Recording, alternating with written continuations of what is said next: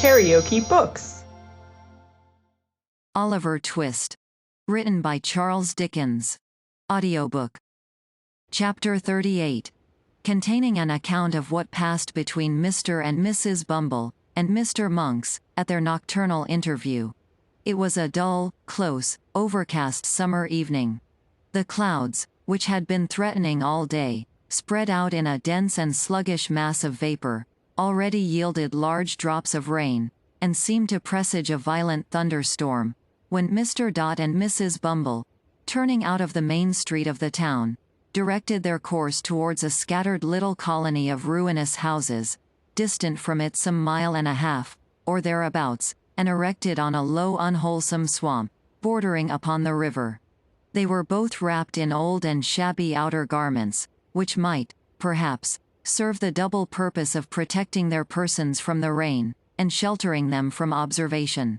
The husband carried a lantern, from which, however, no light yet shone, and trudged on, a few paces in front, as though, the way being dirty, to give his wife the benefit of treading in his heavy footprints.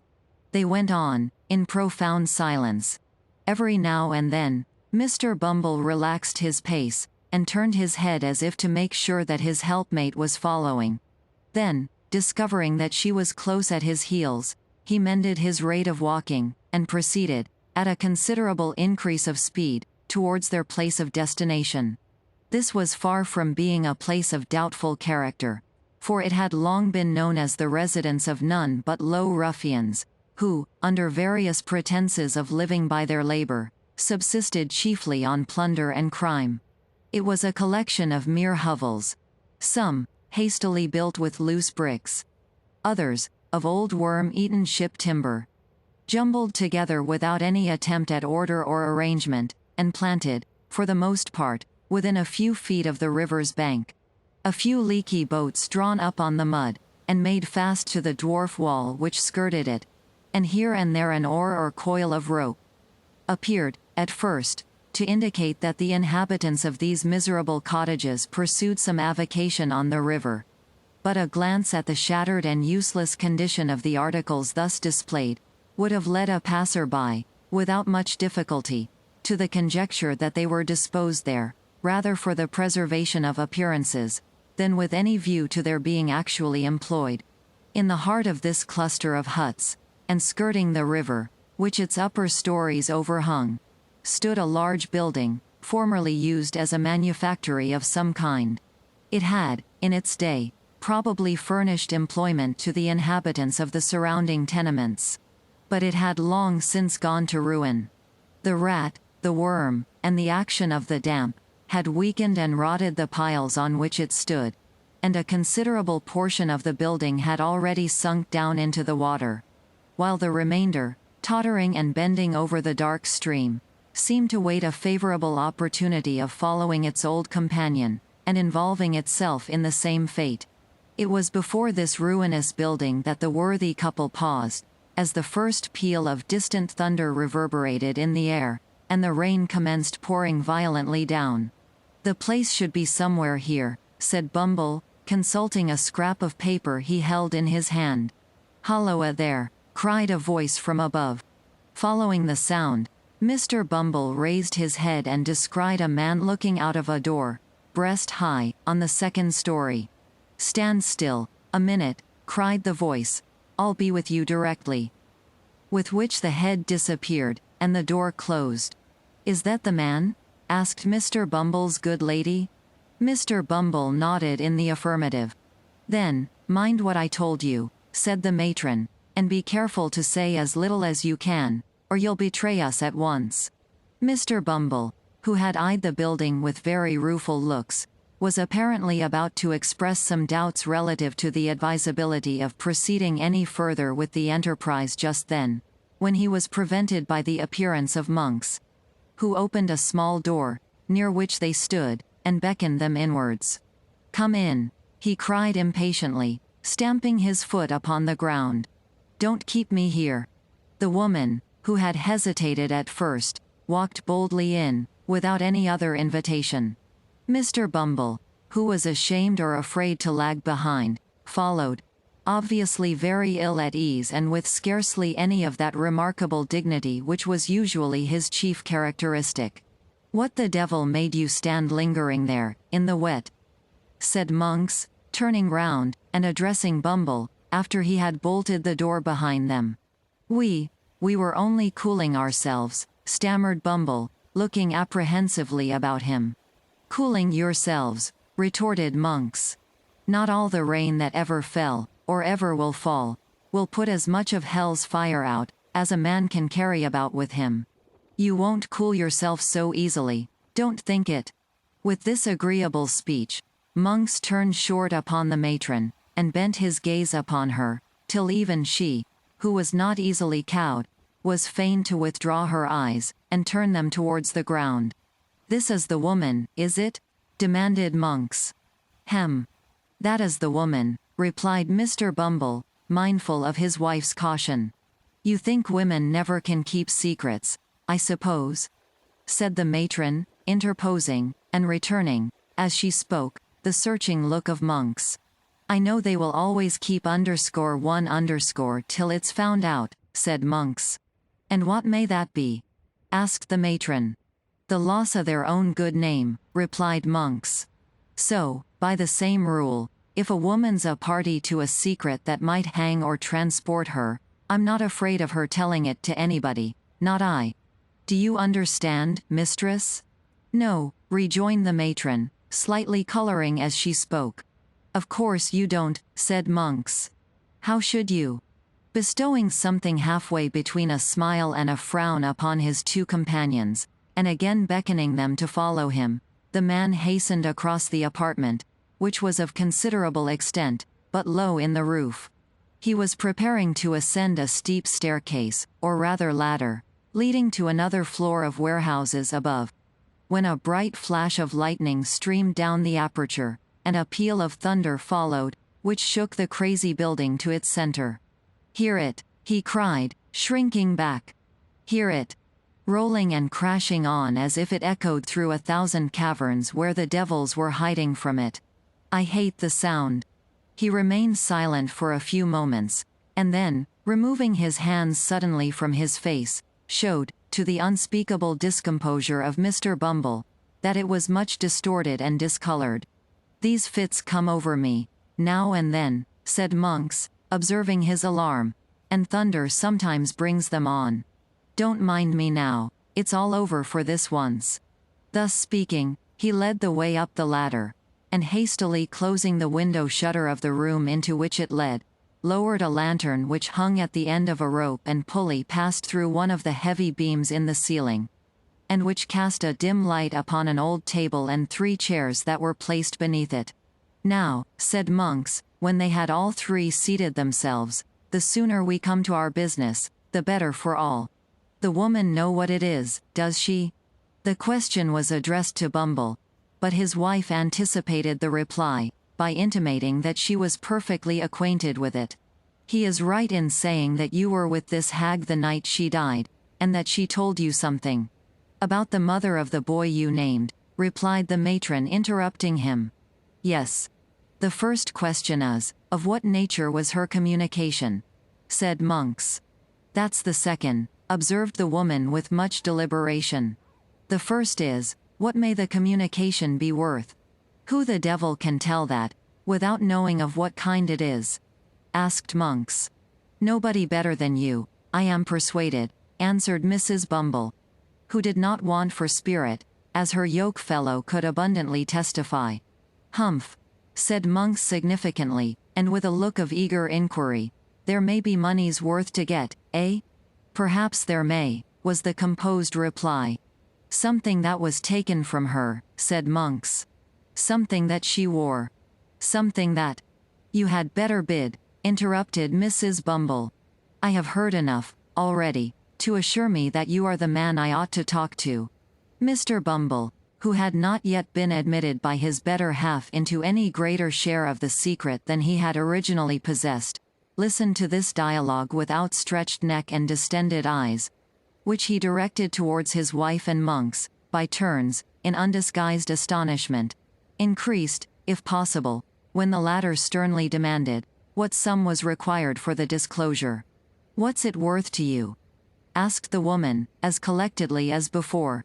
It may be nothing, it may be 20 pounds, replied Monks. Speak out, and let me know which. Add 5 pounds to the sum you have named. Give me 25 pounds in gold, said the woman, and I'll tell you all I know. Not before. 25 pounds, exclaimed Monks, drawing back. I spoke as plainly as I could, replied Mrs. Bumble. It's not a large sum, either. Not a large sum for a paltry secret, that may be nothing when it's told, cried Monks impatiently, and which has been lying dead for 12 years past or more. Such matters keep well, and, like good wine, often double their value in course of time, answered the matron, still preserving the resolute indifference she had assumed. As to lying dead, there are those who will lie dead for 12,000 years to come, or 12 million, for anything you or I know, who will tell strange tales at last. What if I pay it for nothing? Asked Monks, hesitating. You can easily take it away again, replied the matron. I am but a woman, alone here, and unprotected. Not alone, my dear, nor unprotected, neither, submitted Mr. Bumble, in a voice tremulous with fear. I am here, my dear. And besides, said Mr. Bumble, his teeth chattering as he spoke, Mr. Monks is too much of a gentleman to attempt any violence on parochial persons. Mr. Monks is aware that I am not a young man, my dear, and also that I am a little run to seed, as I may say. He has heard. I say I have no doubt Mr. Monks has heard, my dear. That I am a very determined officer, with very uncommon strength, if I'm once roused. I only want a little rousing, that's all. As Mr. Bumble spoke, he made a melancholy feint of grasping his lantern with fierce determination, and plainly showed, by the alarmed expression of every feature, that he did want a little rousing, and not a little, prior to making any very warlike demonstration. Unless, indeed, against paupers, or other person or persons trained down for the purpose. You are a fool, said Mrs. Bumble, in reply, and had better hold your tongue. He had better have cut it out, before he came, if he can't speak in a lower tone, said Monks, grimly. So. He's your husband, eh? He my husband, tittered the matron, parrying the question. I thought as much, when you came in, rejoined Monks, marking the angry glance which the lady darted at her spouse as she spoke. So much the better. I have less hesitation in dealing with two people, when I find that there's only one will between them. I'm in earnest. See here. He thrust his hand into a side pocket, and producing a canvas bag, told out 25 sovereigns on the table, and pushed them over to the woman. Now, he said, gather them up, and when this cursed peal of thunder, which I feel is coming up to break over the housetop, is gone, let's hear your story. The thunder, which seemed in fact much nearer, and to shiver and break almost over their heads, having subsided, Monks, raising his face from the table, bent forward to listen to what the woman should say. The faces of the three nearly touched, as the two men leant over the small table in their eagerness to hear, and the woman also leant forward to render her whisper audible. The sickly rays of the suspended lantern falling directly upon them, aggravated the paleness and anxiety of their countenances, which, encircled by the deepest gloom and darkness, looked ghastly in the extreme. When this woman, that we called Old Sally, died, the matron began, she and I were alone. Was there no one by? Asked Monks, in the same hollow whisper. No sick wretch or idiot in some other bed? No one who could hear, and might, by possibility, understand? Not a soul, replied the woman. We were alone. I stood alone beside the body when death came over it. Good, said Monks, regarding her attentively. Go on. She spoke of a young creature, resumed the matron, who had brought a child into the world some years before, not merely in the same room, but in the same bed, in which she then lay dying. I, said Monks, with quivering lip, and glancing over his shoulder, "Blood. How things come about." "The child was the one you named to him last night," said the matron, nodding carelessly towards her husband. "The mother this nurse had robbed." "In life?" asked Monks. "In death," replied the woman, with something like a shudder. "She stole from the corpse, when it had hardly turned to one, that which the dead mother had prayed her, with her last breath, to keep for the infant's sake." "She sold it," cried Monks, with desperate eagerness. "Did she sell it? Where? When? To whom?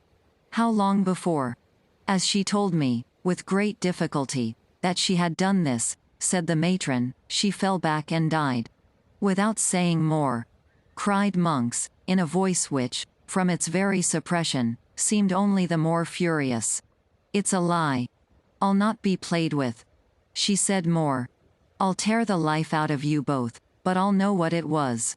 She didn't utter another word, said the woman, to all appearance unmoved, as Mr. Bumble was very far from being, by the strange man's violence.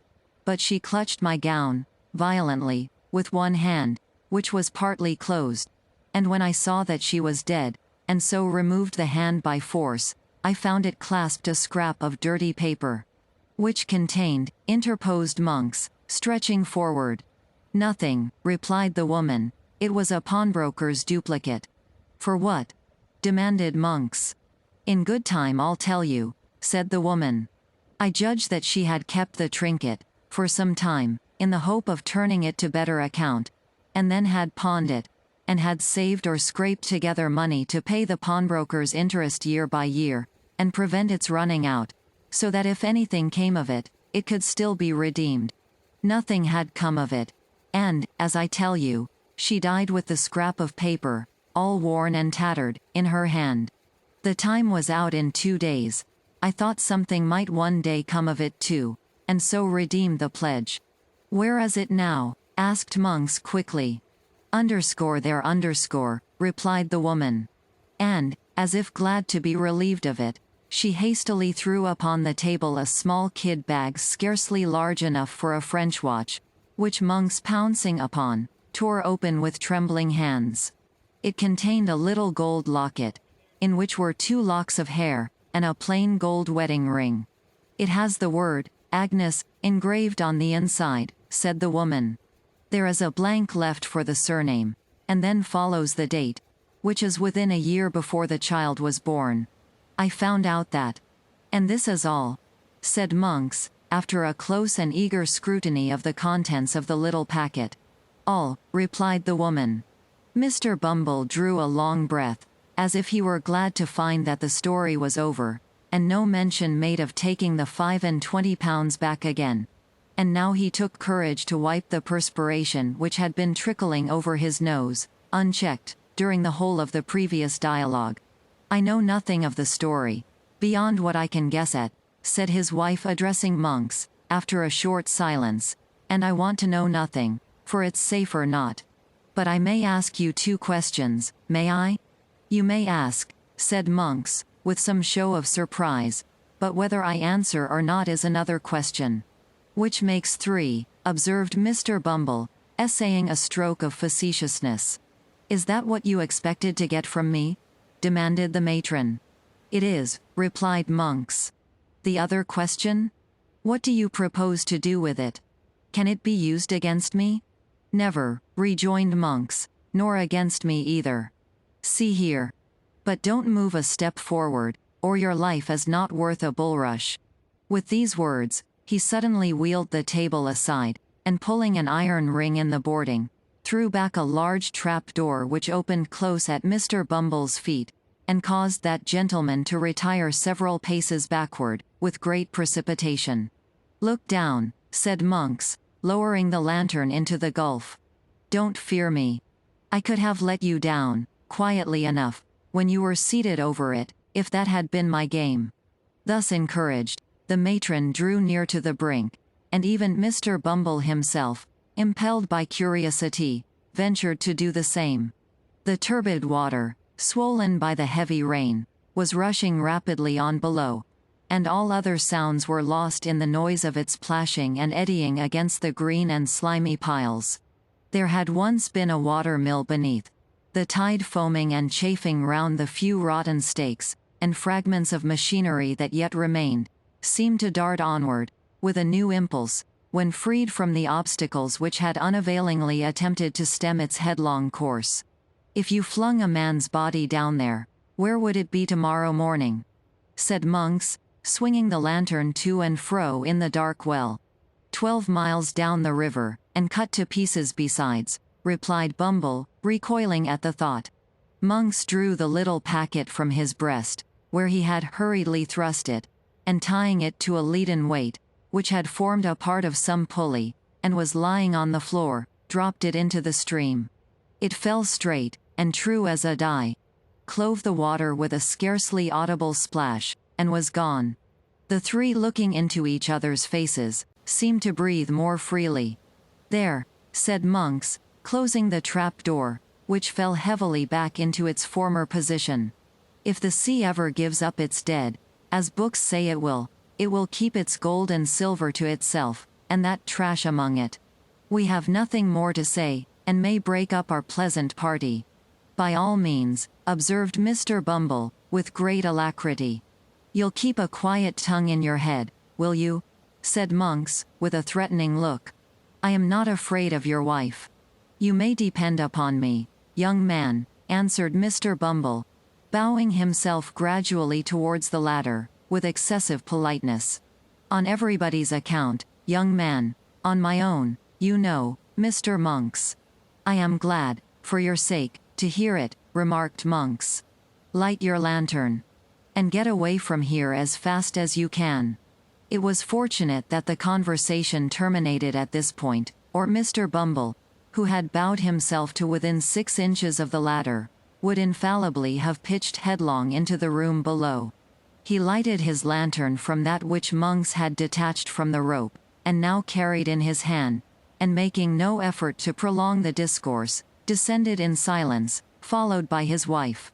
Monks brought up the rear, after pausing on the steps to satisfy himself that there were no other sounds to be heard than the beating of the rain without, and the rushing of the water.